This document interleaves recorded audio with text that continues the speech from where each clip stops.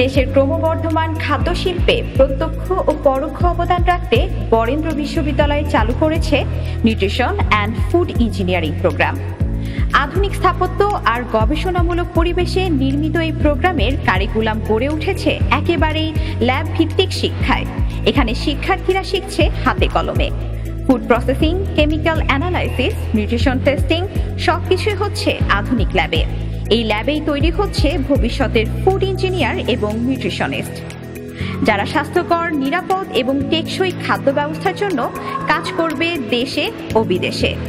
এবং একই সাথে হেলথ কেয়ার সেক্টরে আমাদের অবদানে দূর হবে অপুষ্টি, গড়ে উঠবে সুস্থ জাতি। ভবিষ্যতের খাদ্য নিরাপত্তা ও প্রযুক্তি নির্ভর কৃষি খাদ্য খাতে নেতৃত্ব দিতে তোমার জায়গা বরেন্দ্র বিশ্ববিদ্যালয়ের নিউট্রিশন অ্যান্ড ফুড ইঞ্জিনিয়ারিং প্রোগ্রামে।